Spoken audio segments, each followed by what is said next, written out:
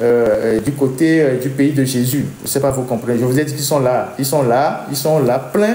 Ils sont là, on leur donne beaucoup d'argent pour la surveillance. Et c'est des gens qui sont en contact direct avec le ministre de la Sécurité, parce que quand il était ambassadeur en France, c'est lui qui gérait aussi Israël. Donc c'est lui qui allait là-bas traiter avec eux, et c'est lui qui pilote tout ça dans l'ombre. En tout cas, sur la question de la surveillance numérique avec l'implication des Israéliens, c'est beaucoup plus ce ministre-là que vous voyez très calme comme ça, peu bavard, mais qui est très, très, très impliqué dans des choses pas possibles.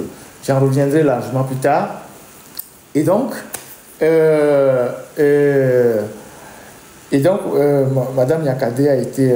donc, on a entendu hier le communiqué du fameux procureur, le procureur de tous les dossiers bizarres. Et donc, ce qui a attiré mon attention dans son communiqué que j'ai relu ce matin, il disait que oui, au cours de sa garde à vue, que Madame Niakhaté a délibérément détruit un élément de preuve afin d'entraver le cours de la justice.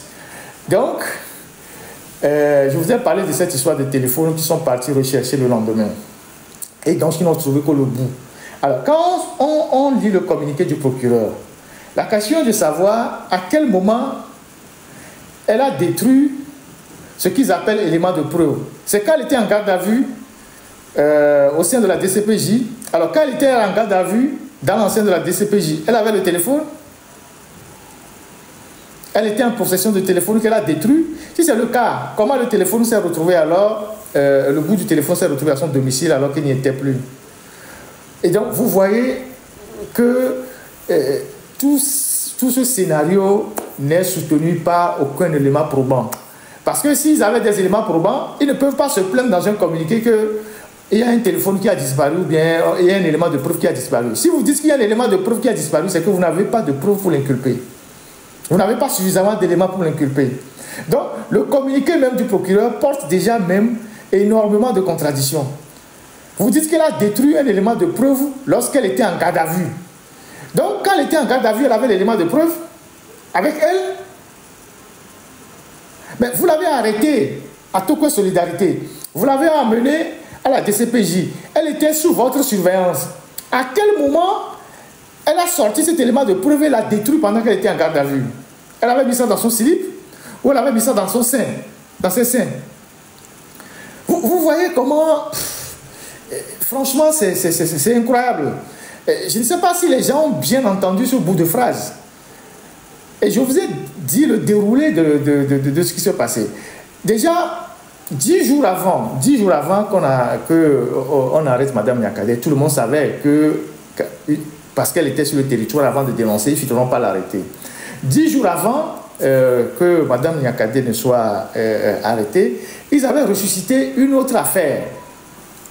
Mme Niakhaté a un complexe scolaire à Kara qui s'appelle, je pense, si mes informations, Fraternité. Fraternité, voilà. Elle a une école, un complexe scolaire à Kara qui s'appelle Fraternité. Et qui est un complexe qui reçoit beaucoup d'élèves et tout ça. Et donc, elle avait employé un monsieur qui était retraité, je pense qu'elle a récupéré, qu'elle a employé dans cet établissement à qui elle a fait une bonne situation. Et donc, ils ont commencé par là, ils sont allés retrouver ce monsieur-là, ils ont monté tout un dossier. C'est eux-mêmes qui ont écrit le dossier, ils ont monté le dossier, un dossier de plainte. Et le monsieur se plaint que quand il était au service de Mme Niakhaté dans cet établissement à Kara, Mme Niakhaté ne l'a pas bien traité ou ne l'a pas payé tous ses droits. Et donc, le monsieur décide de porter plainte contre Mme Niakhaté au tribunal, je pense, du travail. Ça a commencé 2 semaines avant. Et c'est le régime même qui a monté tout le dossier. Le monsieur, là, on lui a juste demandé de signer. Ils ont monté le dossier et ils ont remis ça à un avocat sulfureux aussi, que le régime utilise comme bras armé pour réduire les gens au silence, notamment les journalistes. Et cet avocat s'appelle Maître Dandakou. Je vous parlerai plus tard de cet avocat. C'est un avocat que le régime utilise énormément Hein, on a vu ça dans la presse. Tous les journaux confirment à Lomé quand les journalistes vont dans les recours à la Cour suprême. C'est ce avocat qui est sur les dossiers, qui fait fermer les journaux. Un avocat très véreux. Je ferai un dossier spécial sur lui. Et c'est cet avocat-là qu'ils ont pris, qu'ils ont donné au monsieur d'aller porter plainte contre Mme Niakate. C'était la première alerte qu'ils ont eu à faire. Et le fameux plaignant demande 85 millions ou 100 millions de dommages et intérêts. Apparemment, tout ce qu'il n'a jamais gagné dans sa vie, pour les derniers jours de sa vie, il veut gagner tout en même temps. Peut-être qu'il veut construire un château. Donc, il demande 80 ou 100 millions de dommages et intérêts. En fait, c'est une manière de la frapper au portefeuille, au porte-monnaie. Et donc, ils ont commencé par là, avant d'enclencher la deuxième étape, c'est-à-dire l'arrestation. Et donc, pendant qu'ils étaient en train de faire la perquisition le jeudi à Lomé, la perquisition pour chercher le téléphone, ils faisaient une autre perquisition à Tchitchao, à l'insu de la dame. Ils se sont introduits dans la maison de la dame, certainement qu'il y a un gardien là-bas, dans le village de la dame à Tchitchao.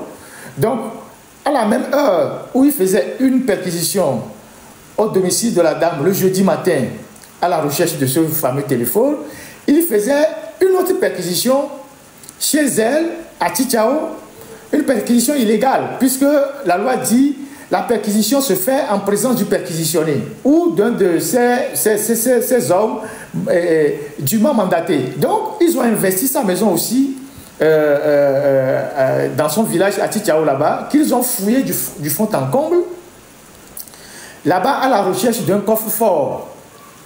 Je ne sais pas ce qu'il y a dans le coffre-fort. Il semble que c'est un coffre-fort qu'ils cherchaient. Je ne sais pas si c'est des documents, c'est de l'argent, c'est des bijoux, je ne sais pas quoi.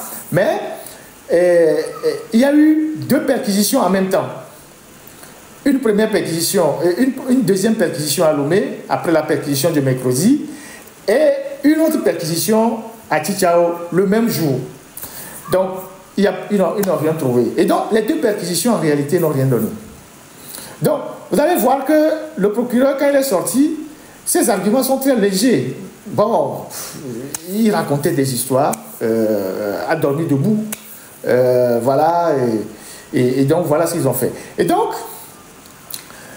de mon analyse, je pense que ils savent, ou ils savaient, à travers peut-être les trucs téléphoniques, que Amoron et Mme Niakate étaient ensemble. Le procureur l'a rappelé. Donc, ils ont eu peur que, comme ce sont les deux personnalités autour desquelles il y a une certaine comment je dirais ça, un début de mobilisation dans le pays, ils se sont dit, si on arrête Mme Niakate et qu'on laisse Amoron libre, lui, il pourra servir de moteur pour la mobilisation. Vous voyez, c'est-à-dire, si on arrête Mme Niakate et on laisse Amoron libre, Amoron peut être le pion qui peut mobiliser sur le terrain. Parce que autour de lui, il y a quand même une certaine, l'expression m'échappe, mais il y a un certain engouement, les gens autour de lui. Et donc, qu'est-ce qu'ils se sont dit? On arrête aussi Amoron et on lui met une épée de Damoclès sur la tête, de manière à ce que lui, il ne peut plus mener aucune action.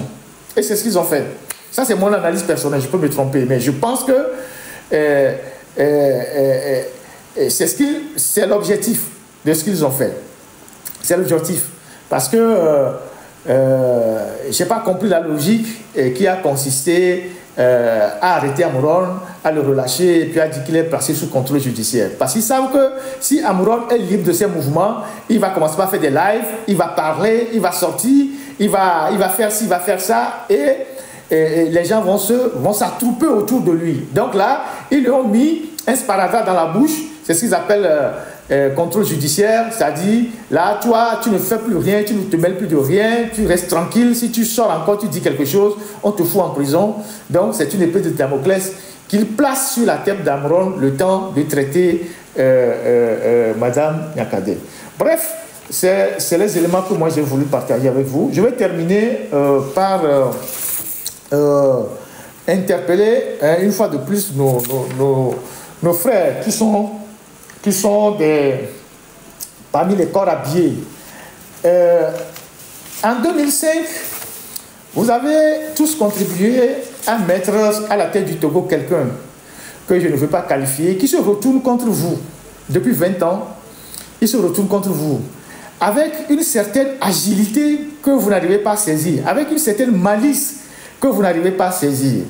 Quand Faure avait décidé de liquider, d'arrêter Félix Katanga, si on avait dit à Félix Katanga que Faure devait l'arrêter, il ne va jamais croire. Mais Faure l'a bien endormi avant de l'arrêter. Et qu'est-ce qu'il a fait? D'abord, il a sorti de toutes les responsabilités où il pouvait donner des ordres aux troupes. Ensuite, il a démantelé tous ces éléments qui sont dans les unités opérationnelles et dans les services où il peut y avoir des informations, que ce soit le SCRIC, les renseignements à l'état-major, la tête de certaines unités opérationnelles. Il les a mutés un à un, il les a mutés la plupart en douce. Et ensuite, il y avait une unité qui est à Akaba, vers Agné, qui était une unité d'artillerie, où on forme les gens en artillerie. C'était rempli des gars de Katanga. Il les a dispersés. Là, il a failli même avoir une mutinerie là-bas. Il les a dispersés. C'est quand il a fini, s'est assuré que le jour où il met la main sur Félix Katanga, rien ne va se passer, qu'il a mis la main sur lui. Et depuis, rien ne s'est passé. Et les éléments de Félix Katanga sont désarmés, ils sont même désarmés. Et donc, quand on dit que Mme Niakhaté a des intentions, je ne sais pas quoi, de porter atteinte à la sécurité intérieure de l'État, je ne sais pas ce qu'ils ont dit, ça veut dire que ce n'est pas elle seule qui est visée. Donc, il y a parmi vous des gens qu'il va arrêter. Peut-être qu'il ne va pas vous arrêter tout de suite. Il va vous endormir comme les autres. Il va faire semblant qu'il vous a oublié. Et petit à petit, il va vous piquer un à un. C'est la stratégie et la méthode de celui que vous-même vous avez fabriqué depuis 20 ans, qui est un civil, eh bien, qui arrive à dompter vous les militaires, à vous écraser, à vous neutraliser, sans qu'aucun d'entre vous n'ait le courage de dire « ça suffit comme ça ». Et donc, ce ne sont pas nous les civils qui allons venir vous libérer, vous les militaires, de l'esclavage que vous vivez. Nous, la seule force que nous avons, c'est la parole. Ce n'est pas nous, les civils, parce que le Togo apparaît comme le seul pays où les militaires espèrent, les militaires qui ont les armes, espèrent que c'est les civils qui vont venir les libérer. Le Togo apparaît comme le seul pays au monde où les militaires espèrent, les militaires qui ont des armes, espèrent que c'est les civils qui vont venir les libérer de ce qu'ils vivent. Et parfois, vous entendez des gens qui disent « oui, si vous sortez massivement, on va régler le problème ». Quand les gens sortent massivement dans la rue, vous les frappez, vous les fracassez, vous les terrorisez. Oui, sortez nombreux. Quand vous sortez, l'armée va bouger, l'armée va faire ci. Quand les gens sortent, vous les frappez. Et vous pensez que c'est les civils qui vont venir sortir, vous les militaires, des problèmes que vous rencontrez. Si vous ne voulez pas prendre vos responsabilités d'une manière ou d'une autre, restez là-bas. Restez là-bas. Si demain, on arrête encore des gens dans l'armée là, personne ne vous défendra. Vous allez vous défendre vous-même. Personne n'ira au secours de vos femmes, vos enfants. Parce que dans l'affaire Pacha Nyassibé, on a vu comment les militaires ont pleuré derrière les journalistes. Aidez-nous, aidez-nous. Dans l'affaire de Katanga, tout ça. Il n'y a que vous. Je ne sais pas si vous êtes rentré dans l'armée par vocation, ou bien c'est la faim qui vous a fait rentrer dans l'armée à la recherche de la nourriture. Parce qu'un militaire, quelqu'un qui rentre dans l'armée par vocation, il sait qu'à un moment donné, pour son pays, il y a le sacrifice suprême à faire. Moi, je suis journaliste. Tous les moyens que je peux me donner pour bien faire mon travail, je me les donne. C'est ce que j'ai appris à faire. Je suis journaliste. Les gens s'étonnent, comment est-ce que j'ai eu telle information, comment j'ai eu telle information. Tous les moyens que je peux me donner pour avoir des informations en tant que journaliste, je me les donne. Je me les donne. Je me les donne. Madame Niakhaté habite par exemple à Token Solidarité. Si une première fois elle a été inquiétée à son domicile, en tant que journaliste, c'est un exemple que je donne, je peux voir dans le voisinage si je connais quelqu'un. Est-ce que j'ai un ami, j'ai un proche, j'ai quelqu'un dans le voisinage? Le jour où on commence par encercler sa maison, quelqu'un m'appelle pour dire Ferdinand, c'est comme ça qu'un journaliste se donne des moyens pour être là, pour avoir la primeur de certaines informations.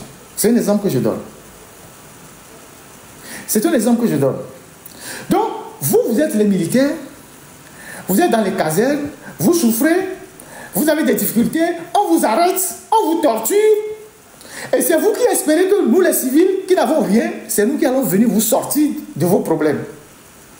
Si, avec tout ce qui s'est passé, avec les Tidjani, avec les Pachang-Yassimbe, avec entre-temps les Bodjora, les Bertin Agba, aujourd'hui les Nyakade, il y a peut-être d'autres personnes que j'ai oubliées.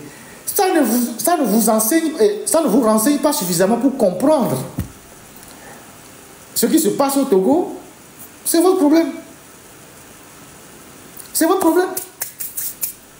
Si tout ce qui s'est passé depuis que Faure est arrivé au pouvoir, tous les officiers qui l'ont amené à la tête du pays, comment il s'est débarrassé d'eux, les uns après les autres, ne vous a pas suffisamment renseigné pour que vous, à un moment donné, vous ayez le courage de dire, ça suffit quand même. Restez là. Il faut préférer mourir un à un que de vous défendre et de vivre collectivement. C'est votre problème. Moi, c'est ce que moi j'ai à vous dire. Et soyez-en sûrs.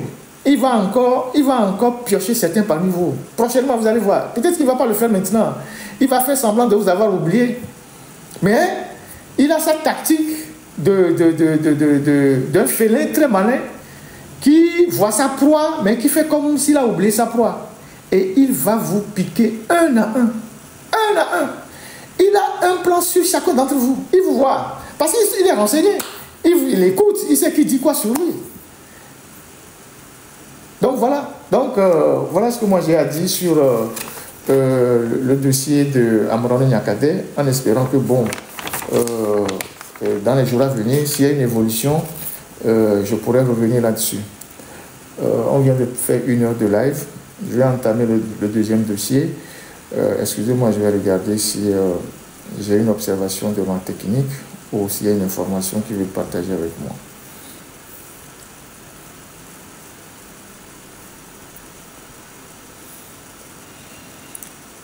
Vous êtes allé dans l'armée, je ne sais pas si c'est pour aller régler vos problèmes de chômage ou de faim. Vous êtes allé dans l'armée par vocation. Vous connaissez les militaires. Être dans l'armée, c'est un sacerdoce. Dans l'armée parce que vous voulez avoir un bulletin de paie, aller à la banque voilà. Voilà. Donc, on m'informe qu'Amron, ils l'ont libéré vendredi vers minuit, mais ils ont gardé ses téléphones. Donc, ces 2 téléphones sont toujours dans les mains de la police judiciaire.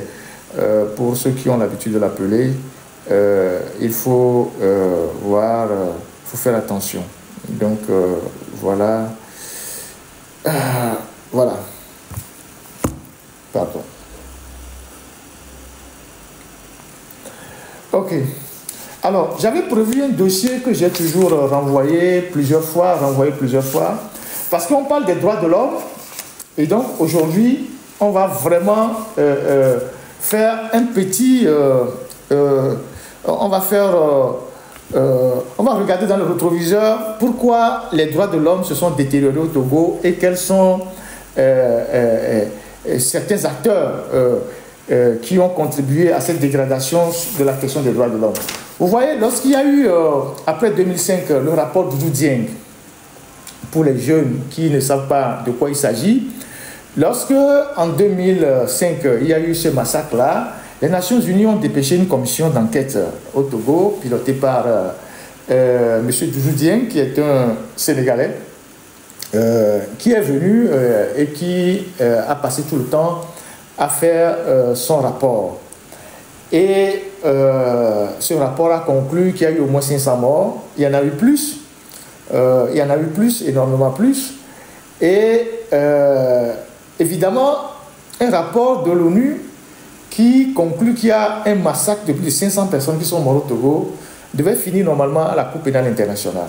Mais à l'époque, Jacques Chirac, qui a tout fait pour imposer Faure-Gnassingbé, parce qu'il avait une relation filiale avec Faure-Gnassingbé, a fait un lobbying très puissant auprès de Kofi Annan, paix à son âme, qui était le secrétaire général des Nations Unies, pour que le Togo ne soit pas, ou les auteurs ne soient pas déférés devant la CPI. Alors, ils ont trouvé une formule assez intelligente d'amener, de délocaliser au Togo ou d'installer au Togo le bureau des Nations Unies pour les droits de l'homme, donc le HCDH, le Haut Commissariat des Nations Unies pour les droits de l'homme. Et donc, ils ont créé une antenne au Togo qui a été pris en charge dès le départ, je pense par un Gambien, c'est Dr Moussa Gassama, si mes souvenirs sont bons. Et après Moussa Gassama qui est parti, qui a fait un très bon boulot, il y a eu Madame Ige Olatokumbo qui est arrivée au Togo, qui est de nationalité nigériane. Alors, lorsque cette dame est arrivée au Togo, et qu'elle est devenue la responsable ou la représentante résidente du HCDH au Togo, elle s'est vite rapprochée du pouvoir et elle a commencé par créer de la misère aux organisations des droits de l'homme. Ce sont des faits que moi-même j'ai vécus. Ce n'est pas des histoires, ce n'est pas des racontards. À l'époque, quand nous avions créé le CST, le collectif Sauvons le Togo, c'était un collectif de partis politiques, d'organisations de la société civile, de journalistes et de tout ce que vous avez vu à l'époque. Alors, cette dame qui était, comment dire ça, qui prenait énormément ses conseils chez Bawara, avait commencé par menacer les organisations des droits de l'homme qui étaient dans le collectif Sauvons le Togo, en leur disant de quitter le collectif, sinon elle allait leur couper les financements. Parce que l'une des missions du HCDH au Togo, c'est aussi d'accompagner les ODDH financièrement pour les travaux de sensibilisation, les rapports, les formations et tout ça. Donc, l'ONU a mis en place le HCDH pour accompagner les organisations des droits de l'homme, leur financement et tout ça.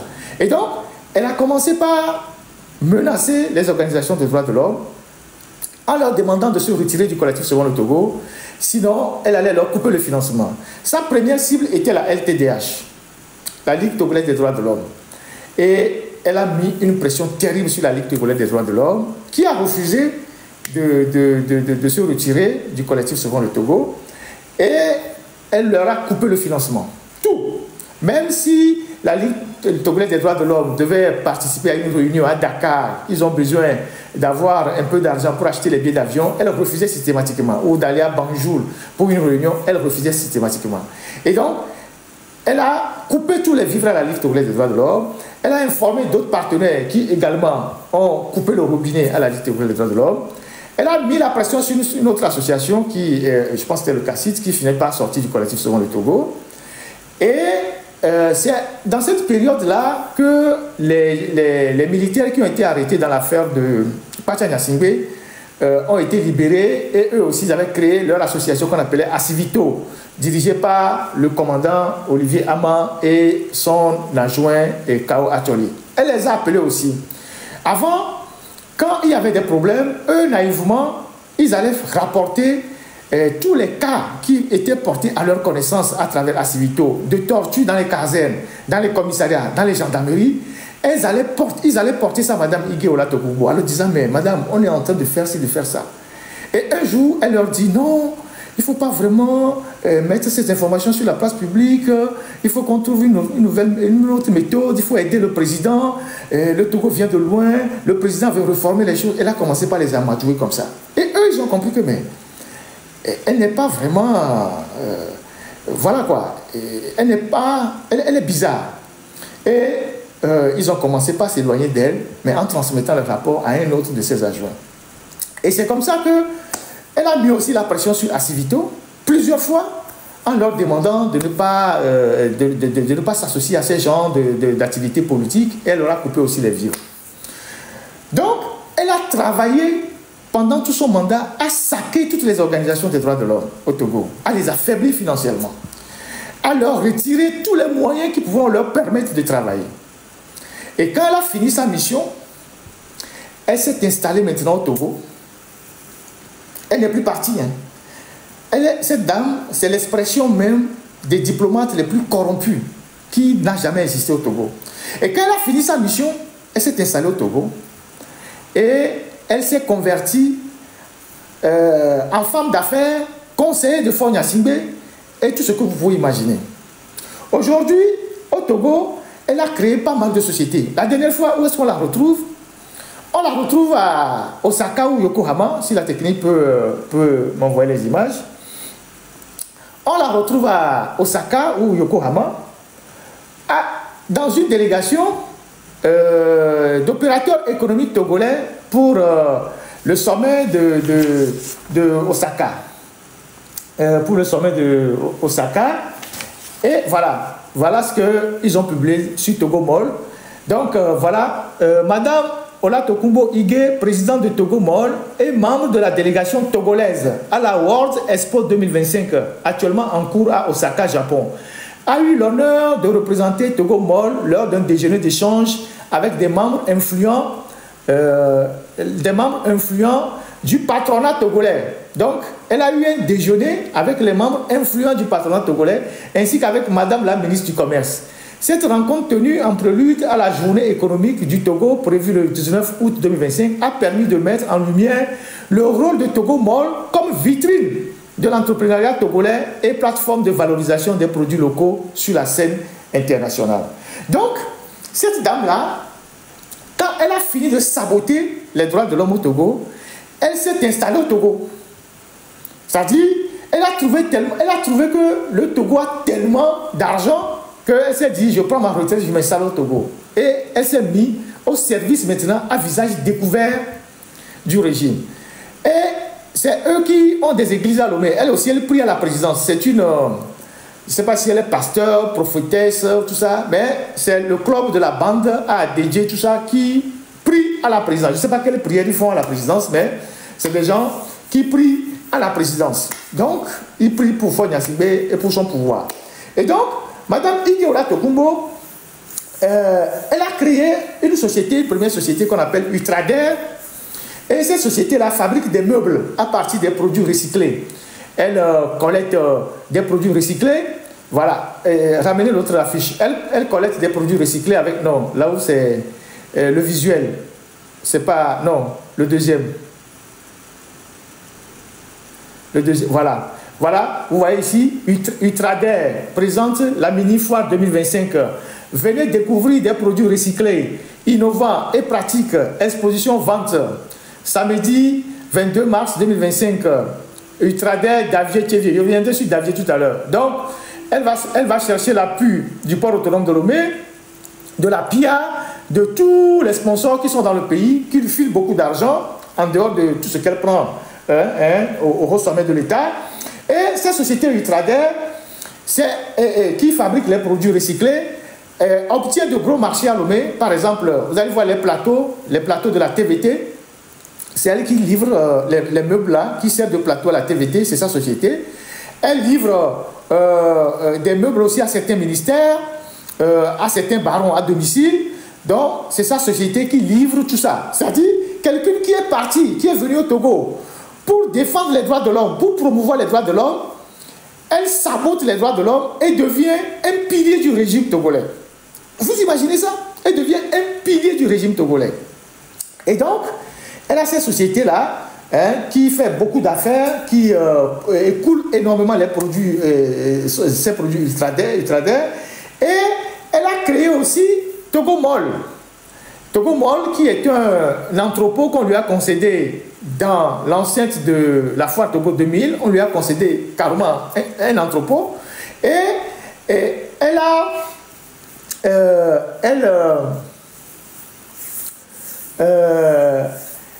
elle essaie de rassembler les jeunes et elle leur demande de rentrer dans son truc d'entrepreneuriat en payant bien évidemment leur adhésion qui coûte un peu cher pour que les jeunes viennent exposer leurs produits à Togo Mall. Et donc, Togo Mall, c'est pour elle, elle a bloqué ça et quand vous allez là-bas, vous allez voir les expositions, on ne sait pas quel est le statut juridique de tout ça, qui lui a concédé ce mall cet espace à la fois Togo 2000. Donc, comme, c'est-à-dire, elle est en territoire conquis, elle fait ce qu'elle veut, elle décide de ce qu'elle veut, et ces jeunes-là, dont la plupart vont exposer leurs produits là-bas, quand ça ne marche pas, ils n'ont pas le droit de broncher. Hein? Elle leur tape dessus, parfois elle leur met la pression, et donc aujourd'hui, c'est un truc qui permet d'exploiter les jeunes entrepreneurs dans son concept de Togo Mall. Pendant ce temps, les petits entrepreneurs togolais, l'OTR va tuer leurs entreprises, va les massacrer, va fermer leurs portes et tout ça. Donc, de la diplomate, elle est devenue femme d'affaires, elle a plusieurs sociétés à Lomé et elle a créé à Davier ce qu'ils appellent là-bas éco-village, avec beaucoup d'argent. Je ne sais pas sur combien de surface.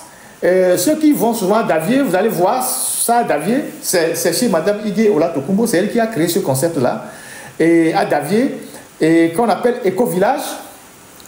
Est-ce que vous pouvez ramener le truc de Davier? Éco-village, à la sortie du péage, je pense, à Davier là-bas, où les barons se retrouvent là-bas, les week-ends, où parfois, quand on veut faire certaines réunions secrètes, les gens vont là-bas, à Davier là-bas, dans son truc de éco-village là-bas, faire des réunions secrètes pour décider des trucs à faire et tout ça. Donc, ceux qui sont dans la zone de Davier, vous voyez éco-village là, c'est pour Madame Igué Olatokumbo, et cet endroit généralement sert de lieu où les barons se retrouvent, font des réunions, parfois secrètes, et ils font des trucs.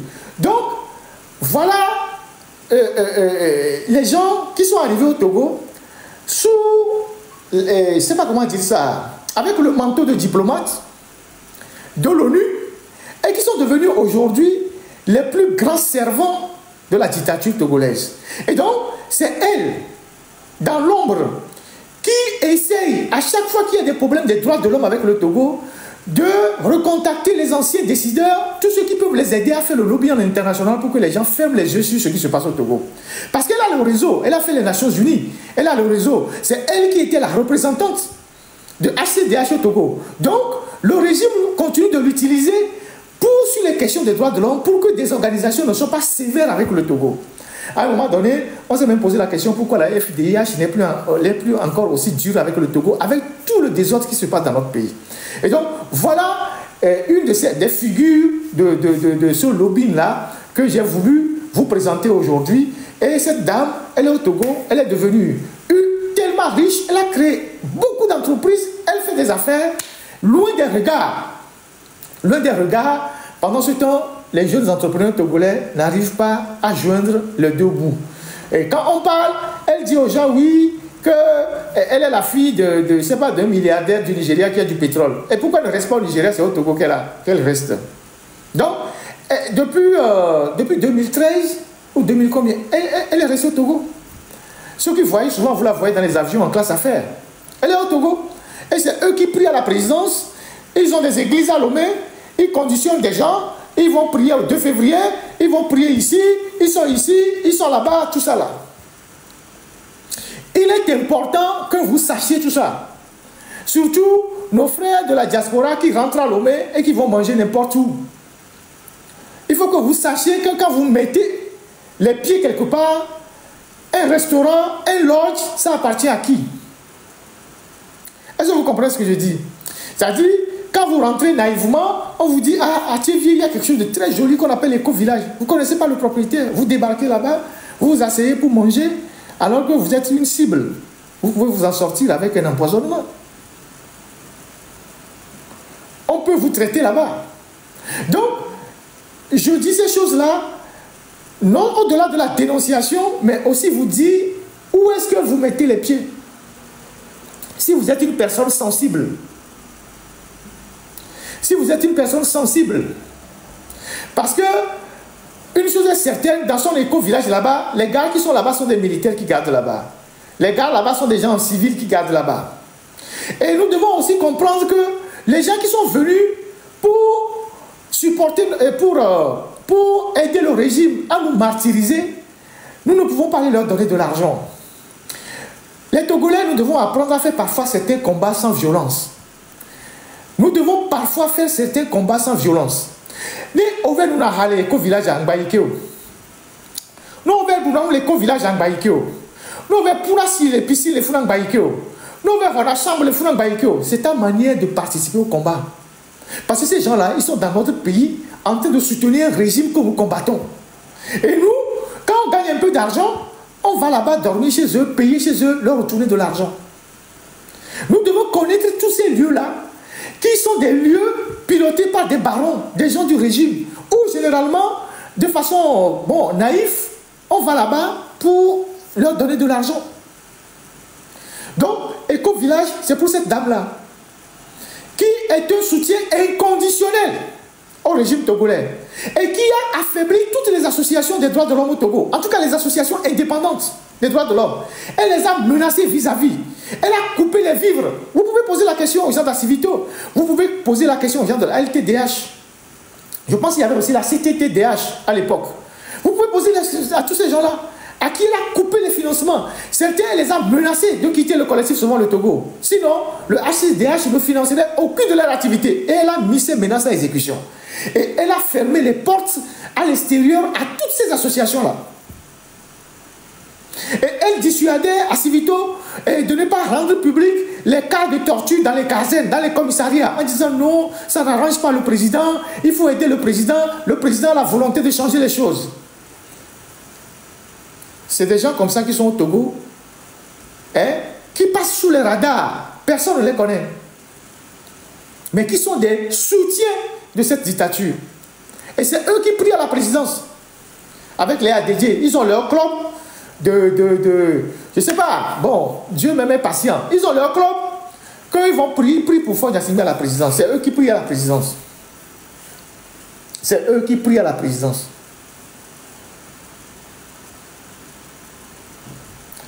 Donc, j'ai voulu mettre un projecteur sur cette personnalité-là pour que vous sachiez ce qui se passe dans notre pays. Voilà ce que j'ai voulu dire. Je n'ai pas besoin d'aller dans tous les détails. Il y a beaucoup de choses qu'elle fait au Togo. Plein de choses. Voilà. Plein de choses qu'elle fait au Togo. C'est pas la peine que je rentre dans tous les détails. Donc le live d'aujourd'hui fera peut-être 2 heures. On va finir bientôt.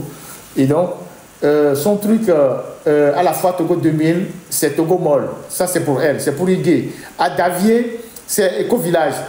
L'une de ces sociétés, c'est Ultrader. Elle a d'autres sociétés aussi au Togo. Plein d'autres sociétés au Togo.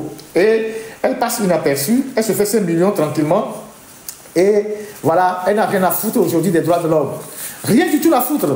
À la base, c'est quelqu'un qui est venu pour promouvoir les droits de l'homme au Togo. Aujourd'hui, elle est devenue le plus grand soutien du régime qui viole les droits de l'homme. Vous voyez le côté corruption de certains fonctionnaires des Nations Unies. Elle en est le symbole de diplomates corrompus. Corrompus jusqu'aux os. Elle n'a rien à foutre de ce qui se passe au Togo. L'essentiel, c'est qu'elle ramasse son argent. C'est comme les représentants du PNUD qu'on a eu ces dernières années dans notre pays. Ces 20 dernières années au pays. Les représentants du PNUD qu'on a eu au Togo sont des gens corrompus.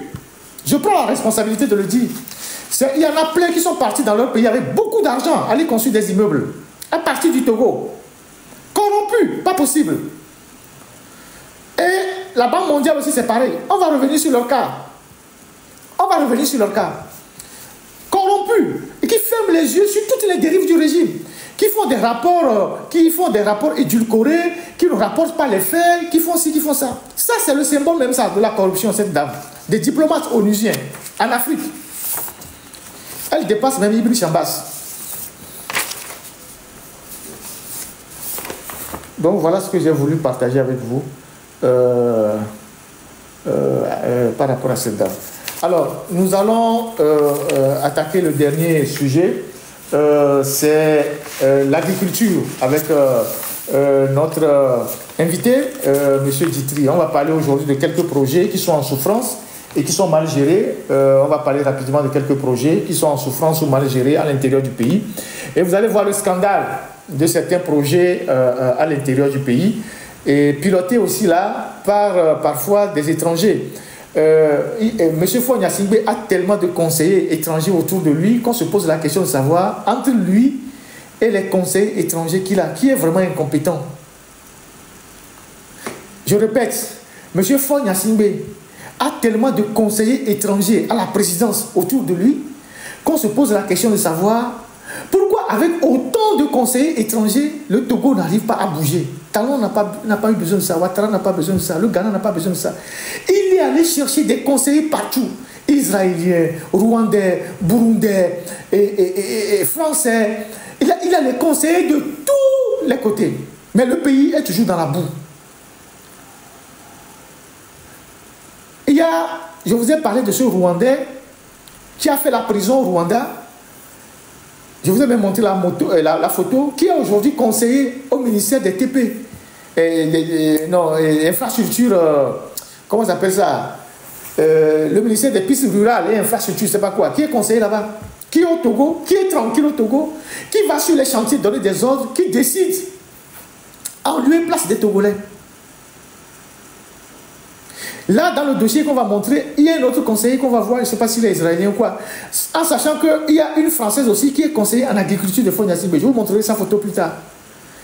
Une dame française, une Française qui est conseillère en agriculture de Faure Gnassingbé. Je vais vous montrer sa photo plus tard. Donc, la question de savoir, mais comment est-ce qu'on peut s'entourer d'autant de personnes? Je laisse de côté les DSK, les Carlos Lopez, les Tony Blair. Il y a d'autres personnes que vous ne connaissez pas, ça c'est les plus visibles. La fondation de Tony Blair, le siège de la fondation de Tony Blair se trouve à la présidence togolaise. Vous imaginez ça? Le siège de la fondation de Tony Blair au Togo se trouve à l'intérieur de la présidence. Les DSK, les Carlos Lopez, qui participent même à des séances de conseil des ministres ou de séminaires gouvernementaux. Tous ces gens-là qui arrivent chez nous, qui repartent avec des millions, pendant qu'au Togo, dans les villages, les gens n'ont pas d'eau potable, les gens n'ont pas de quoi vivre. On va vous montrer un conseiller tout à l'heure, qui est à la tête d'un projet agricole, qui est un étranger carrément. Alors, M. Ditri, soyez le bienvenu. Bonjour, M. Ferdinand. Bonjour, chers compatriotes, chers amis, chers frères. Alors, nous sommes là aujourd'hui pour mettre les projecteurs sur quelques projets agricoles. Soyez les bienvenus. Est-ce que vous pouvez nous faire une petite introduction sur ces projets-là? Bien sûr, bien sûr. Alors, tout d'abord, je voudrais juste faire un petit rappel sur les images que tu as projetées tout à l'heure de Tablibo, si tu le permets. Oui, allez-y, monsieur. Rappeler que, effectivement, comme tu l'as dit, il y a trois sociétés minières qui se trouvent à Tablibo, et on déplore un état catastrophique de cette ville, notamment des écoles, des hôpitaux, etc., etc. Je voudrais préciser quand même que dans notre pays, nous avons quand même des lois. Il y a des lois sur le contenu local. Le contenu local, c'est une loi qui oblige en fait les sociétés minières qui travaillent ou qui ont des activités dans ces villages retirés de consacrer une infime partie de leur chiffre d'affaires au développement de ces localités-là. Et plus précisément, cette partie de ces chiffres d'affaires, c'est 0,70% à peu près de leur chiffre d'affaires, qui doit être normalement consacré au développement, donc à la construction d'écoles, d'hôpitaux, de routes dans ces localités. Nous avons également une loi sur la responsabilité sociétale des entreprises, la RSE, qui est en cours aussi au Togo.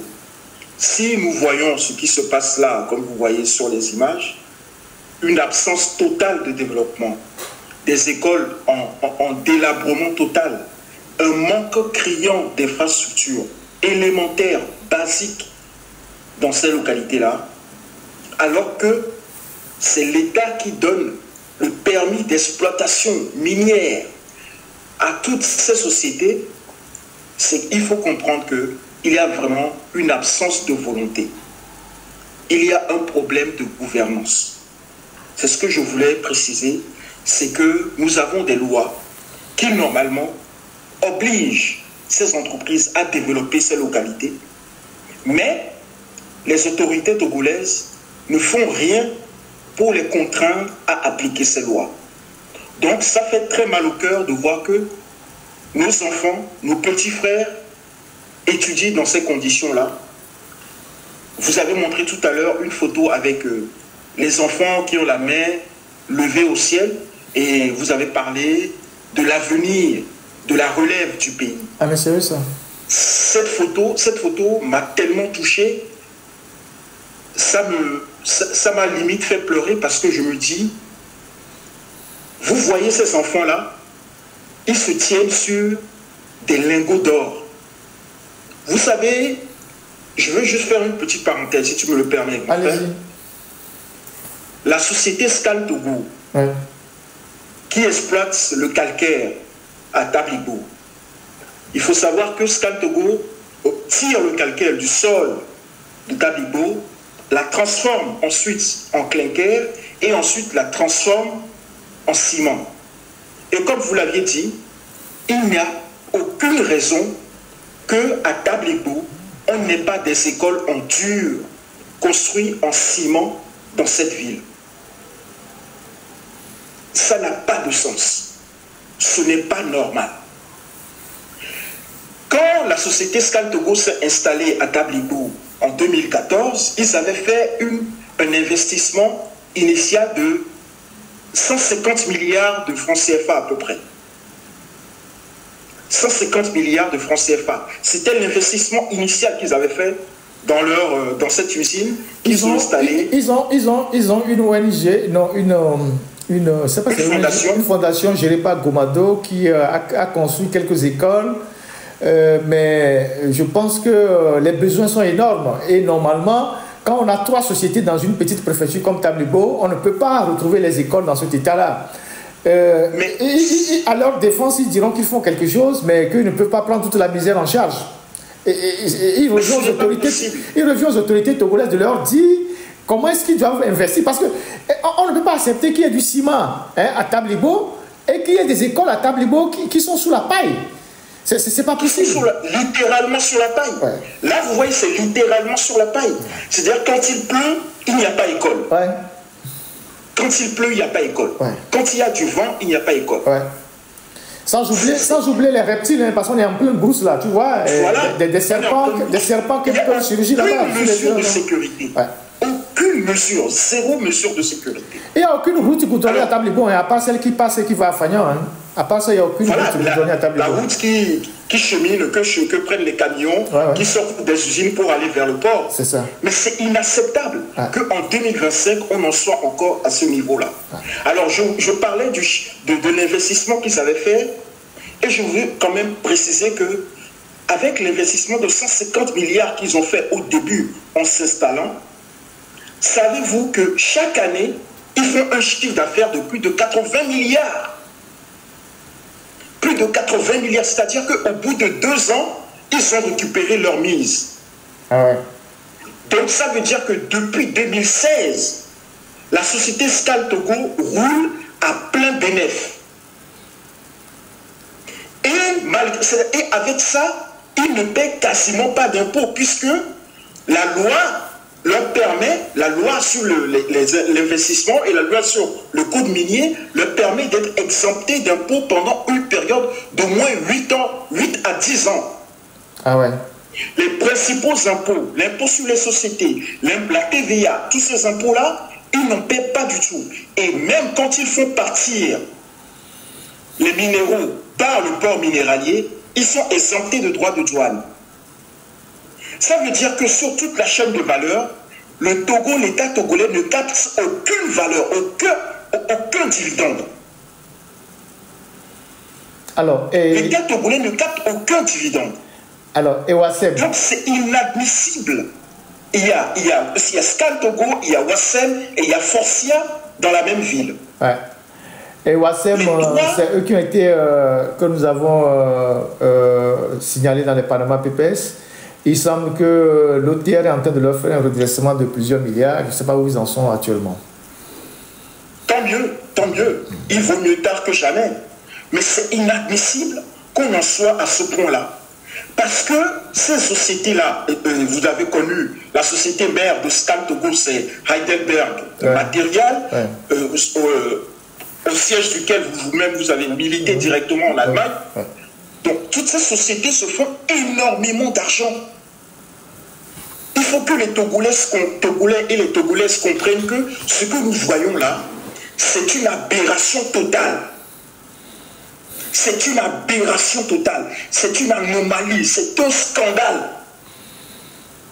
Ce n'est pas possible que le village, la localité où Scan Togo réalise 80 milliards de chiffre d'affaires par an, qu'il n'y ait pas d'école en dur, qu'il n'y ait pas de tableau, qu'il n'y ait pas de chaises, qu'il n'y ait pas de cantine, qu'il n'y ait pas de terrain de foot, alors que quand vous allez dans la résidence Scan Togo, c'est-à-dire la résidence qu'ils ont construite pour leurs salariés, expatriés qui viennent d'Allemagne et d'autres pays qui viennent, la résidence qui est là-bas à Tablibo, quand vous allez dans cette résidence-là, vous avez une piscine, vous avez un gymnase, vous avez même une petite clinique.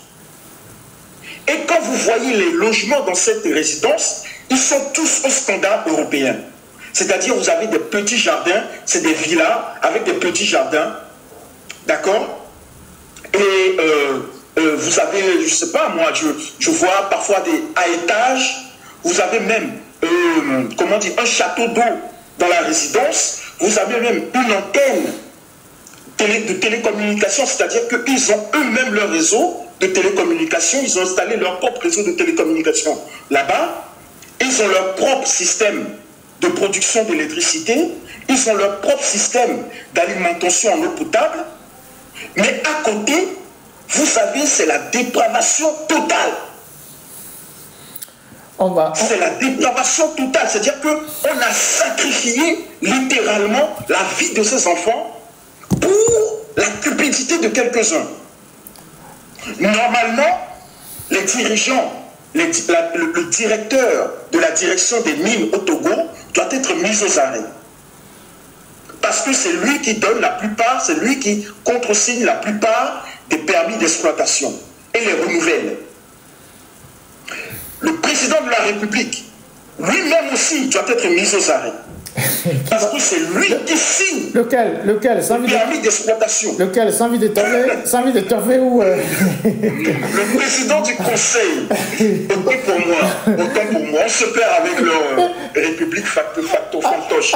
Attends, on va aller sur notre dossier, on reviendra sur le dossier des mines. Voilà. On va aller sur notre dossier. Ouais. Ça fait mal au cœur de voir ça. Voilà, et je voulais juste en parler. Je comprends ta colère. On va revenir sur notre dossier agricole. Alors, parlez-nous un peu de ce dossier que nous avons sélectionné aujourd'hui. Je pense qu'il y en a dans la région de Savanes. C'est ce qui nous intéresse le plus, et puis quelques autres dossiers. Exactement. Alors, je voudrais commencer par vous dire que l'agriculture au Togo représente à peu près, et fournit, génère à peu près 18% de notre PIB. On va beaucoup parler de chiffres aujourd'hui. Donc il va falloir noter un peu. L'agriculture génère 18% de notre PIB national. Et emploie près de 60% de la main-d'œuvre nationale. Donc c'est un secteur gigantesque. C'est un secteur qui représente un pan important dans notre économie. Donc, que fait l'État pour pouvoir optimiser ce secteur-là, en tirer profit le plus possible? Il se trouve qu'en 2017, ils ont mis en place un programme national d'investissement agricole, etc., parce qu'ils ont remarqué que, bien que notre agriculture soit aussi présente dans notre PIB, elle est totalement, comment dire, archaïque. Donc, ils ont prévu, avec l'aide de la CEDEAO, de la BOAD, de la Banque mondiale, en 2017, de mettre en place un programme de modernisation de l'agriculture. Et c'est ce que vous verrez dans la figure 1, c'est le programme PNISAN, voilà. PNISAN, voilà, exactement. Le budget qui a été accordé à ce programme-là, c'était de 1265 milliards de francs CFA sur 10 ans. Donc, de 2017 à 2026. 1265 milliards de francs CFA. Sur 10 ans. Sur 10 ans. Ok. Et sur ce montant, 30% étaient financés par nos impôts, 30% par des prêts chez les partenaires techniques et financiers, c'est-à-dire la Banque mondiale, le FMI, etc., etc. Et ensuite, 40% financés par le secteur privé, c'est-à-dire les banques commerciales. Donc, ils sont partis faire des prêts auprès des banques commerciales pour pouvoir financer ce programme. Okay. Mais il se trouve que on est là en 2025 et on n'a rien, on n'a pas de résultat concret de ce programme. Nous sommes à 1 an de la fin du programme PNIASA. Nous sommes à 1 an de la fin. Qui a mobilisé 1265 milliards sur 10 ans. Exact, sur 10 ans. Ok. Où sont les résultats? Voilà. Le problème, c'est qu'il n'y a pas eu de transformation radicale de l'agriculture togolaise. On ne voit pas, on n'a pas vu, en tout cas, un changement de paradigme. Ouais. Puisque le peu de choses qu'ils ont fait, c'est du saupoudrage. On a vu quelques tracteurs qui ont été achetés, mais les tracteurs se sont révélés inefficaces sur le terrain, puisque inadaptés au terrain togolais. Ils ont acheté des tracteurs de l'Inde avec un gars qui s'appelait, je ne sais même pas comment il s'appelle, qui avait une société à Lomé, qui était un activiste du régime RPT Uni. Tous ces tracteurs se sont révélés inefficaces et depuis le gars, il a fui, il est aux États-Unis. J'oublie un peu son nom, mais il a un nom. C'est un gars qui avait le siège de sa société à Toti, qui livrait les tracteurs Kader, voilà, qui livrait les Kader, il s'appelle Kader, et qui livrait les tracteurs qu'on appelait je sais pas, j'oublie le nom de ce tracteur-là. Et ce gars, aujourd'hui, il a disparu, il a fui, il est aux États-Unis. Allez-y. Sans blague. Et personne n'a... On ne cherche pas à le rattraper. C'est quand même incroyable le montant qui était en jeu quand même, parce que là, on parle de 1265 milliards, mais il faut savoir, 1265 milliards, c'est presque le budget d'une année, ça. Voilà. Le budget il a fait venir des tracteurs de marque Ferguson Massé, mais qui ont été très inefficaces sur le terrain et qui n'ont pas servi à grand-chose, visiblement. Et le gars, un matin, il a disparu. Il semble qu'il est marié à la fille d'un baron. C'est grave, c'est extrêmement grave. Donc, suite à l'échec patent de ce programme-là, ils ont donc mis en œuvre en janvier 2025, en janvier dernier, il y a quelques mois, un autre programme qui est le programme de ProMat. Donc, ProMat. C'est ProMat. Voilà. Programme donc, de modernisation de l'agriculture au Togo. Donc pendant que le PNIASA n'est pas encore fini, ils ont relancé un autre programme qui s'appelle ProMat. Voilà, exactement. Exactement. Donc, on vient greffer le ProMat sur le PNIASA qui n'est pas encore fini. Qui n'est pas encore terminé. Ok. Et surtout, on n'a pas fait de bilan. On n'a pas fait de bilan. On n'a pas fait de bilan de 1265 milliards. Voilà.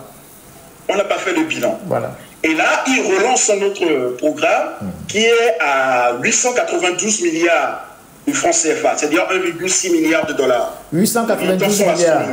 892 milliards. Ok. Le programme, voilà. Ça, c'est le budget qui est consacré donc au ProMat. Ok. Donc, et ce ProMat, pareil, l'objet, c'est de moderniser l'agriculture, d'accord, d'apporter plus de moyens logistiques, financiers aux petits agriculteurs. Et donc, dans le cadre de ce programme-là, ils ont lancé donc ce projet que nous allons maintenant décortiquer un peu, qui est le programme de transformation agricole durable. D'accord, qui est financé en partie par la Banque mondiale. Donc ce programme-là, précisément, il faut savoir qu'ils ont démarré les tractations, les démarches auprès de la Banque mondiale depuis avril 2024, à peu près. À peu près 1 an maintenant. Un peu plus d'1 an. Et il y a eu beaucoup d'allers-retours parce qu'il faut pouvoir justifier, il faut pouvoir motiver l'opportunité, l'opportunité de ce projet-là. Donc, entre-temps, ils ont organisé donc le Forum des producteurs agricoles du Togo, le FOPAT, voilà. Et c'est le FOPAT qui leur a servi d'argument principal pour pouvoir justifier, appuyer ce projet et obtenir du financement. Donc là, comme vous le voyez sur la figure qu'on montre là, sur le programme de 1,6 milliard de dollars qu'ils ont soumis à la Banque mondiale n'a accepté de financer que 150 millions de dollars. Ok. 150 millions de dollars.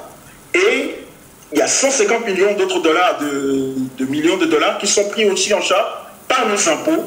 D'accord? L'État est venu sur ce projet-là, sur les 1600 milliards, 1,6 milliard de dollars. L'État n'a pu avancer lui-même sur ses fonds propres que 150 millions de dollars, c'est-à-dire nos impôts. D'accord. Ils sont partis chercher un prêt à la Banque mondiale de 150 millions de dollars et ils sont partis chercher d'autres prêts commerciaux, c'est-à-dire auprès de banques, pour un montant de 113 milliards à peu près. D'accord. Donc le total de ce premier financement qu'ils ont eu pour ce projet-là est de 413 millions de dollars, c'est-à-dire 230 milliards de francs CFA. La Banque mondiale nous fait le prêt à quel taux? Voilà, et là c'est très intéressant parce que la dernière fois que tu m'as posé la question, donc je suis parti faire mes recherches. Donc c'est un prêt concessionnel, 150 millions de dollars, d'accord? Et il faut savoir que les prêts concessionnels, souvent c'est des prêts qui sont sur de longues durées. Tout à fait. Ok, donc la durée de remboursement de ce prêt-là, elle commence en 2031, elle va se terminer en 2036 pour une première phase. Et une deuxième phase de remboursement va commencer en 2035 pour se terminer en 2075. Donc là où nous sommes là, il faudra pris des crédits comme on va rembourser jusqu'à 2075. 2075. Ah ouais? C'est-à-dire que toi, vous et moi, on ne sera plus, on sera à la retraite. Ce sera nos enfants et nos petits-enfants. Donc là où nous sommes là, Fonds Gnassingbé a pris des crédits que nous allons payer jusqu'à 2075. 2075. Waouh! Super. 2075. Et le taux se comprend entre 0,5 et 1%. Là, pour le coup, le taux n'est pas très élevé parce que ce sont des prêts qui sont bien lissés sur le temps et souvent c'est par ces organismes-là, puisque ces organismes, l'avantage c'est que nous sommes contributeurs un peu de ces organismes.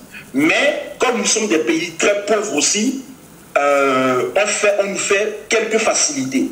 Donc on nous accorde par exemple un délai de grâce, au lieu de commencer à payer donc, dès qu'on reçoit, quelques mois après la fin du déboursement, on commence à payer par exemple là en 2031.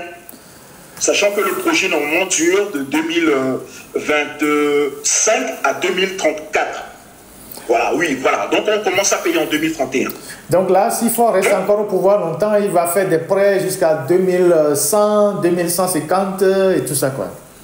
Voilà. Mais là, c'est incroyable, mais c'est juste un seul prêt dont on parle. On ne parle pas de tous les prêts. On parle de juste un seul prêt. Voilà. Et je veux aussi préciser le signataire de ce contrat de prêt que vous voyez là. Et le signataire, c'est M. Barcola. Voilà, l'actuel ministre de l'économie et des finances. Le ministre de l'économie et des finances. D'accord. Voilà, M. Barcola, qui est donc le signataire donc sur la figure 8.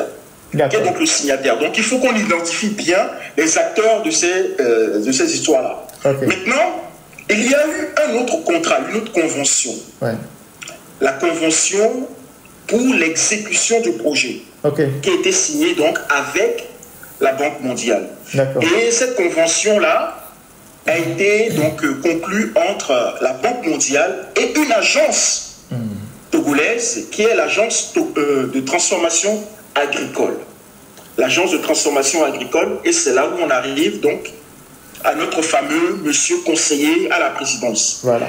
L'agence de transformation... J'invite tous ceux qui nous suivent là à suivre sérieusement cette partie qu'on va développer par rapport à ce conseiller de M. Fonds Gnassingbé, quel rôle il joue, qui est-il et tout ça. C'est M. Naïm Merich, c'est ça non? Merimech. Naïm Merimech. Je ne sais pas encore de quelle nationalité il est, mais je pense qu'il doit être du pays de Jésus. Bon, allons-y. Exactement. Et alors, on n'a pas sa nationalité, c'est vrai, mais on sait qu'il a fait ses études à Paris.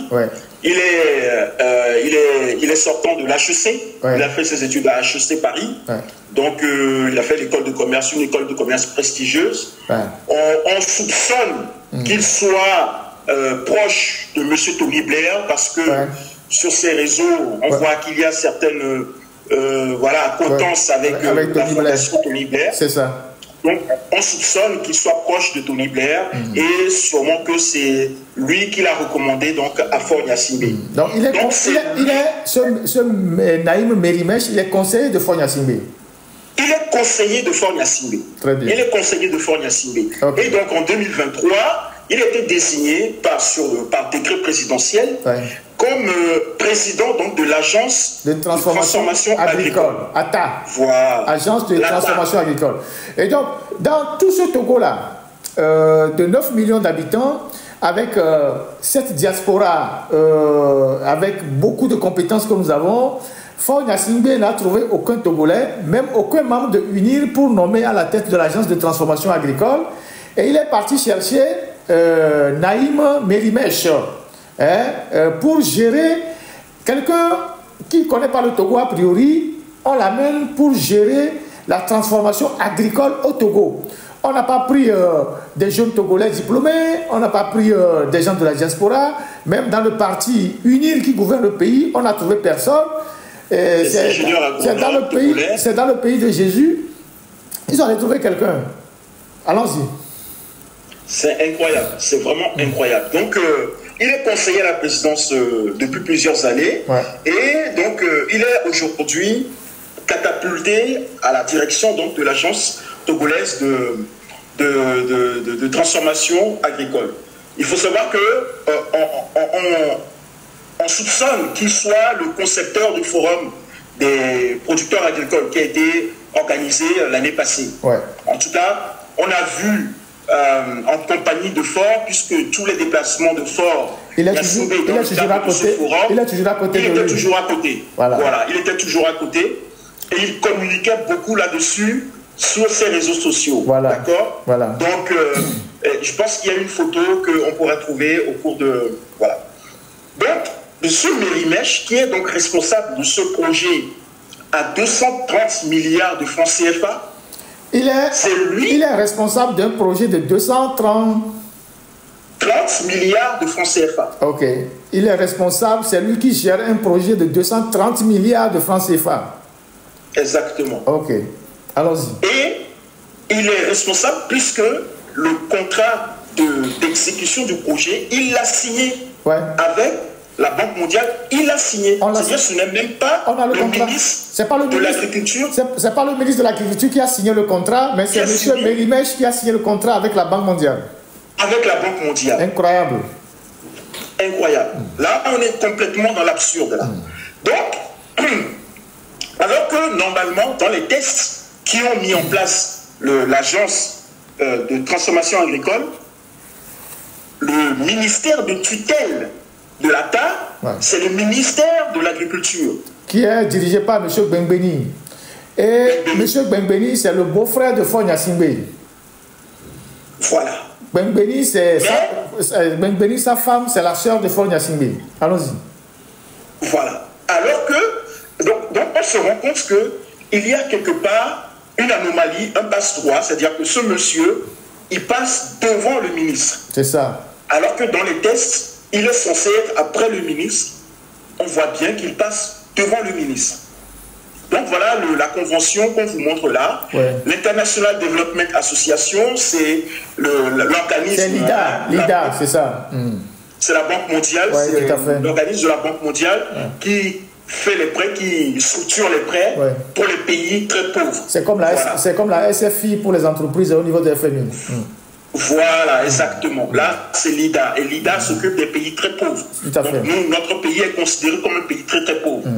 Donc, c'est elle qui s'occupe de nous. Et elle signe directement avec l'Agence de transformation agricole et la signature, comme vous allez le voir, sur l'image suivante, c'est la signature de monsieur. Donc, Monsieur Mérimèche est à la tête de ce projet de transformation agricole, de modernisation de notre agriculture. Sans trop vouloir rentrer dans les détails, l'objectif était de transformer l'agriculture de subsistance pratiquée par les petits exploitants agricoles en une agriculture mécanisée voire industrielle, orientée vers le marché extérieur, tel que la ZLECAf. Ouais. Okay? Parce qu'on essaie de faire du Togo un hub, alors ils disent un hub régional dans l'agroalimentaire et la nutrition animale. En fait, c'est des mots qu'ils utilisent comme ça, hein, des gros mots qu'ils utilisent sans aucune consistance.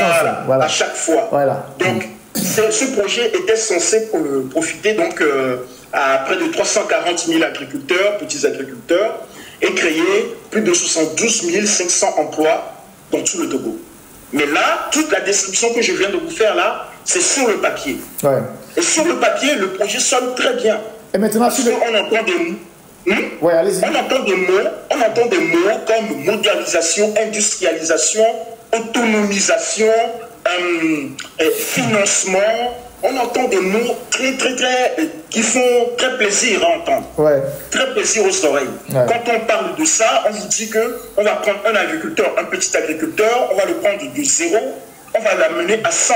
Voilà. On va lui fournir des intrants, on va lui fournir des tracteurs à des prix modérés, on va lui fournir des terrains, on va lui fournir la formation nécessaire pour pouvoir le porter à l'échelle, c'est-à-dire arriver à une structure quasiment industrielle.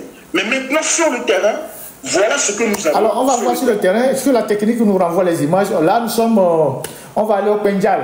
Hein, on va et là, maintenant, ouais. Le vendredi dernier, le vendredi 12 septembre, il y a à peine, ici nous sommes vendredi 12 septembre, c'est M. Neim Merimesh même qui fait la publication. Vendredi 12 septembre 2025, village de Ouamonlé, canton de Nayega, préfecture de Pendjal Ouest, région des Savanes. Nayega, déjà, c'est là où on exploite le manganèse. Il dit ceci, écoutez-moi très bien. Rien, ni personne ne peut empêcher une transformation dont l'heure est venue. Ni une crue, ni un pont emporté par une crue. Pas quand les acteurs de cette transformation sont les producteurs agricoles de Ouamonlé. Pas quand le responsable du cluster s'appelle Tilabalo Parobali, agent à l'agence de transformation agricole qui a changé sa trajectoire pour changer la trajectoire. Et donc, il se félicite, il fait ce laïus là pour se féliciter de ce que, malgré les intempéries, la pluie, ils ont réussi à traverser la rivière, je ne sais pas si c'est à la nage ou je ne sais pas comment, mais vous allez voir que des gens qui ont à leur disposition plus de 235 milliards de francs CFA, ou bien 230 milliards de francs CFA, ils ne se sont même pas foutus de construire des ponts pour enjamber les rivières, pour faire passer de l'autre côté pour les villageois, les tracteurs, les nourritures.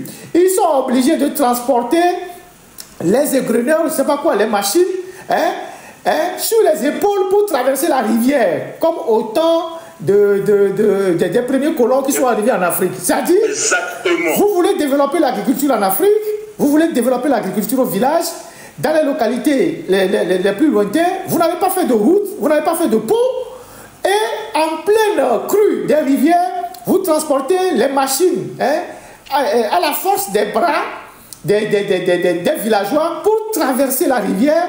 Et monsieur se félicite sur son compte pour dire ni une crue, ni un pont emporté ne peut nous empêcher d'atteindre nos objectifs. Il faut que la technique nous passe les images. C'est incroyable. C'est incroyable. Ouais. C'est incroyable. C'est-à-dire qu'ils sont arrivés dans ce village avec une machine qui est... Nous sommes dans la région de Savane.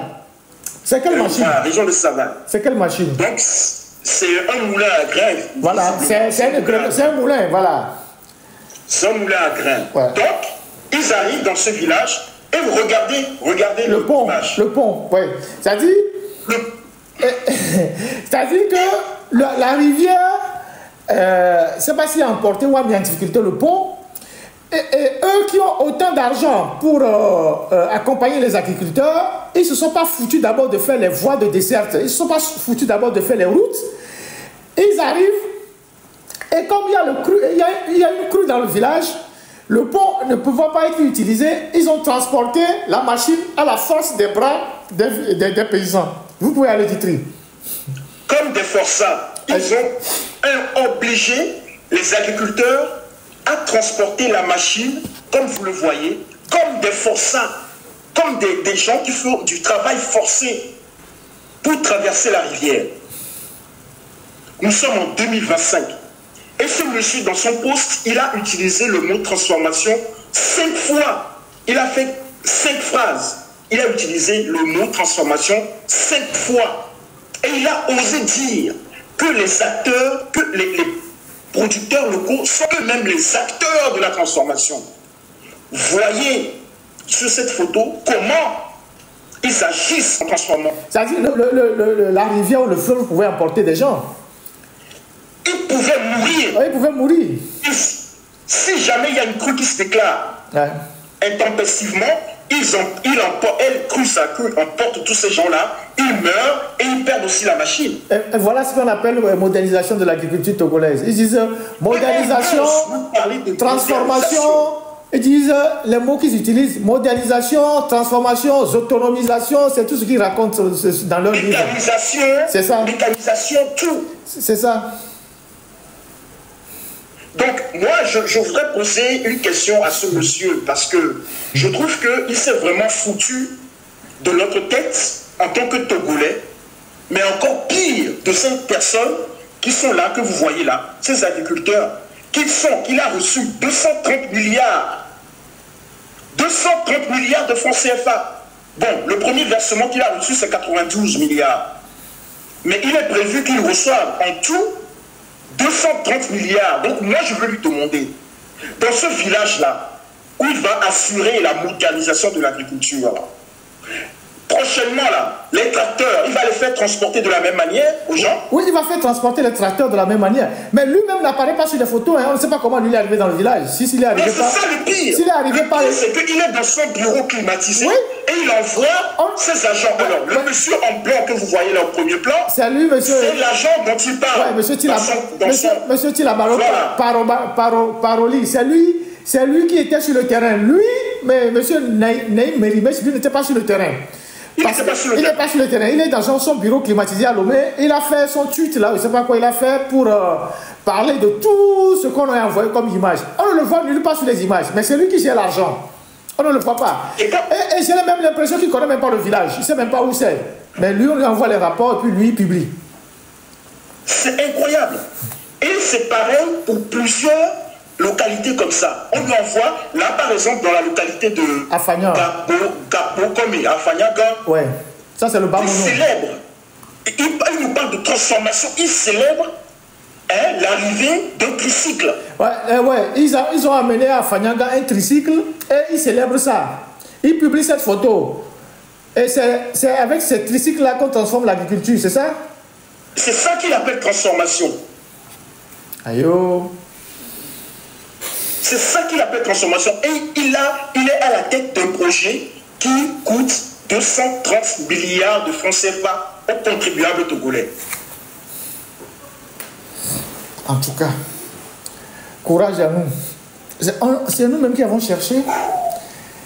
Non, c'est pas possible. Voilà les fameux tracteurs. Les quelques tracteurs qui ont été distribués dans quelques villes. Tracteurs qui ont été distribués.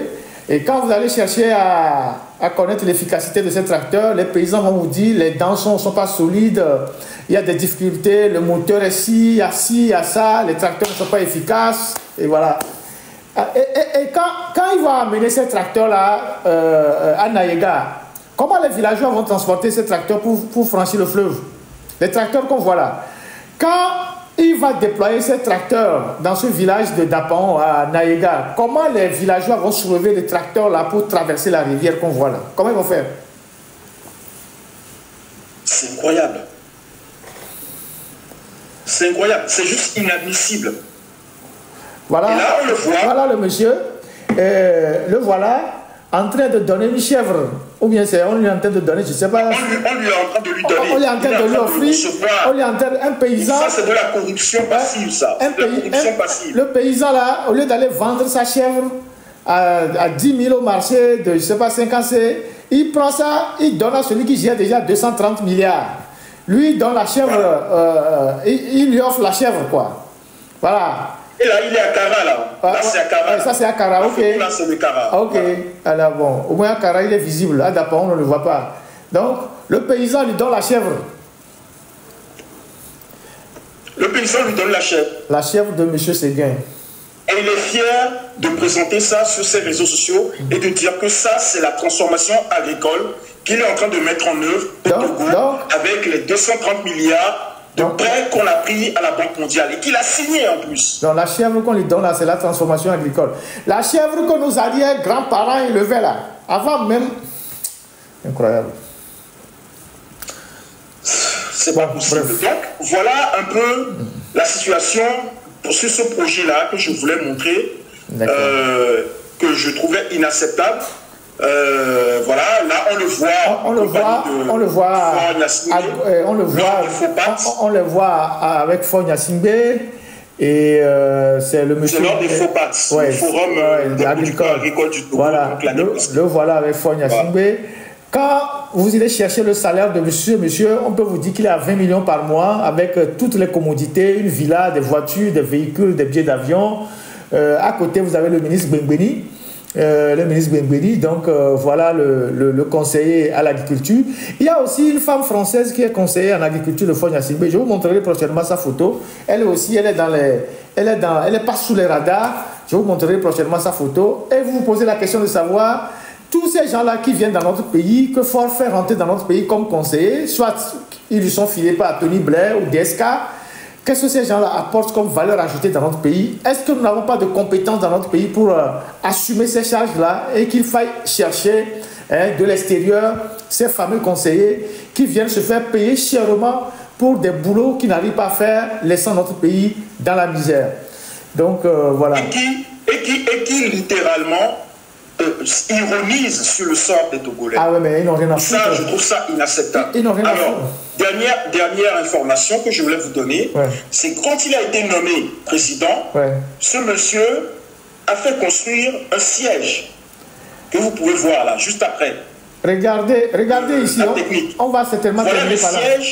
Voilà le siège de l'agence de transformation agricole. Voilà le siège de l'agence de transformation agricole que ce monsieur a fait construire pour ses propres bureaux. C'est-à-dire, quand il a été nommé directeur de l'agence de transformation agricole, il s'est fait construire un gros siège, un siège peut-être on va vous dire que ça a coûté 1 milliard, et il a ses bureaux, il est tranquille chez nous, et puis ben voilà, voilà les bureaux. Mais pire, ce monsieur est promoteur d'une entreprise privée. D'accord. Une entreprise privée, une entreprise de téléperformance. Donc, c'est dans un prix de téléopérateur que vous connaissez un peu partout en Afrique maintenant. Il y en a au Maroc, il y en a au Ghana, il y en a au Nigeria maintenant. Donc, il a hébergé cette entreprise dans ces locaux-là. C'est-à-dire que... Vous le verrez. C'est-à-dire que il est le directeur de l'agence de la transformation agricole. Exact. Et on prend l'argent du Togo, on construit le siège de l'agence de la transformation agricole. Et en plus de ça, lui, il loge dans ce bâtiment une entreprise privée à lui. Exact. Il paie les taxes à qui? Il paie les frais de location à qui? Il paie le courant à qui? Il paie l'eau à qui? Rien du tout. C'est dingue. On ne sait pas. Voilà le Togo. En tout cas, l'entreprise s'appelle Téléperformance. Et actuellement, depuis quelques semaines, il fait beaucoup de promotion de son entreprise pour recruter des jeunes Togolais. Voilà. Donc, voilà. Ayez cela comme information. Sachez que c'est quand même incroyable. C'est pas possible, quoi. C'est pas possible. Donc, voilà l'information que je voulais apporter à ta connaissance aujourd'hui. Merci. Concernant ce projet de transformation agricole et qui coûte beaucoup, qui coûte très cher aux contribuables togolais, mais qui sur le terrain, qui est très très beau à voir sur le papier, mais qui sur le terrain vraiment laisse vraiment à désirer. Voilà. Et maintenant sur peut-être faire rappeler rapidement une liste de projets qui sont en cours là, concernant donc l'agriculture, la modernisation de l'agriculture chez nous. Là, vous savez, devant vous, cette liste-là que j'ai essayé de compiler un peu. Actuellement, nous avons également un projet qui est en cours, qui n'est pas terminé. C'est le PRODAT, le PTA, Voilà, c'est le fameux projet pour construire des agropoles dans toutes les régions. Ouais. Là aussi, il y a énormément de détournements. J'avais parlé de ce projet et tout ça. Il y a beaucoup de détournements. Voilà. Ce projet, normalement, devait se terminer en 2023. Ouais. Il est commencé en 2019, il devait se terminer en 2023. Il est reconduit jusqu'en 2029. Mais il a été reconduit jusqu'en 2029. Tout à fait. Voilà. Ouais. Donc, pareil, les agropoles, personne n'en a vu. Ouais. En fait, beaucoup, on n'en voit pas beaucoup d'agropoles, de vrais agropoles. Hein. C'est-à-dire un agropole avec un centre de formation, l'université, des laboratoires, des sites de culture, des sites de travaux pratiques, des choses comme ça. Et il n'y en a pas beaucoup. Alors que ça a coûté 59 milliards de francs CFA aux contribuables togolais. 59 milliards. Pareil, c'est des prêts à la BAD, à la BOAD, et c'est sur 25 ans. Cette fois-ci, c'est des prêts sur 25 ans qu'on doit payer. Donc faites 25 plus 2023, vous allez voir jusqu'à quand, ça nous amène dans les 2050. Il y a le programme PUR. Alors PUR, c'est le programme d'urgence pour la région des Savanes. Pareil, ça a commencé en 2022 et ça devait se terminer en 2025. C'est un programme multidimensionnel. Normalement, ça tapait un peu partout, aussi bien dans le désenclavement, dans l'électrification, dans l'accès à l'eau potable, dans les activités agricoles et dans l'aide aux ménages. Donc des aides sociales, des aides aux soins de santé, etc. etc. Ce programme a coûté 326 milliards de francs CFA au total. Et on nous a dit normalement avec ce programme-là, on devait avoir des écoles partout dans la région des Savanes. On devait avoir des hôpitaux partout dans la région des Savanes. Les agriculteurs qui cultivent, qui élèvent des pintades ne devraient même plus souffrir. On devrait leur trouver des débouchés. On devrait donner des semences, des intrants, de soja, etc. à tous les agriculteurs, normalement dans la région des Savanes. Que normalement, on devrait solder toute la crise qu'il y a dans la région des Savanes. Nous sommes en 2025, je ne pense même pas qu'ils ont réussi à faire le 10e de ce projet. Mais les 326 milliards ont sûrement été déjà absorbés. Voilà. Merci beaucoup. Et dernier, pardon, je finis. Et dernier programme, c'est le programme de résilience du système alimentaire en Afrique. Ça, c'est un programme régional dont le Togo a fait partie. Et le Togo a reçu, pareil, 54 milliards de francs CFA de la Banque mondiale. Et là aussi, on doit rembourser au bout de 40 ans. 40 ans. Donc, vous voyez, on a plusieurs programmes, plusieurs projets qui tiennent à l'agriculture seule. Et pourtant, notre pays est encore dans cet état-là. C'est inadmissible. Merci beaucoup, grand frère. Merci, M. Ditry. Merci pour toujours ta disponibilité, ce travail assez fouillé que nous faisons ensemble pour informer le peuple togolais de tous ces milliards que le régime de Faure concorde comme dette sur notre dos, que nous devons payer jusqu'en 2075 pour certains, jusqu'en 2100 pour d'autres, alors qu'on ne voit pas les résultats de ces projets sur le terrain. On va s'organiser pour un autre projet la semaine prochaine. Il n'y a pas de souci. On verra bien quel projet on va encore choisir. Et voilà. Donc, merci infiniment d'avoir pris ton temps pour venir partager ces projets avec nous. Le plaisir est pour moi. Merci infiniment. Tu viens quand tu veux, on est ensemble. Et puis, ben voilà. Merci beaucoup. Merci infiniment. Merci à la technique. Bonne fin de soirée. Merci à la technique. À tous ceux qui écoutent. Merci à ton binôme aussi, Milawe. Merci à tout le monde. Vous pouvez retrouver les publications de Ditry sur sa page. Tu peux rappeler ta page à tous ceux qui te suivent. ACGFIP. Voilà. Donc vous allez sur Facebook, c'est ACGFIP, analyse citoyenne de la gestion des finances publiques au Togo. Voilà. ACGFIP, analyse citoyenne de la gestion des finances publiques au Togo. Merci. Sur Facebook. Merci beaucoup à tous. Et courage à nous. On va y arriver. Merci. Alors, nous allons à la fin de ce live. Ça nous a pris 2h20, 2h15 je pense. Merci à tous ceux qui sont restés en ligne pendant tout ce moment-là. 12 000 personnes sur TikTok, 4 000 personnes sur... Non, 12 000 personnes sur YouTube, 2 000 personnes, je pense, entre-temps sur Facebook, et puis plus d'1 millier de personnes sur... 4 000 personnes sur TikTok.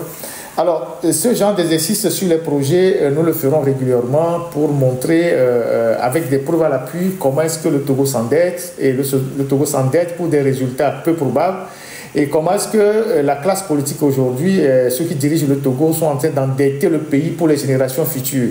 Et donc, voilà. Donc, je tiens à dire merci à tous ceux qui ont pris le temps de suivre ce live-là. Et je ne sais pas s'il y a des informations... il y a des informations pour la technique. S'il n'y en a pas, nous allons mettre fin au live en espérant nous retrouver dans la semaine pour d'autres informations si l'actualité évolue. Merci à tout le monde, et merci à la technique, merci à vous tous pour cette disponibilité permanente et ce plaisir partagé. Allez, la technique, le générique de fin.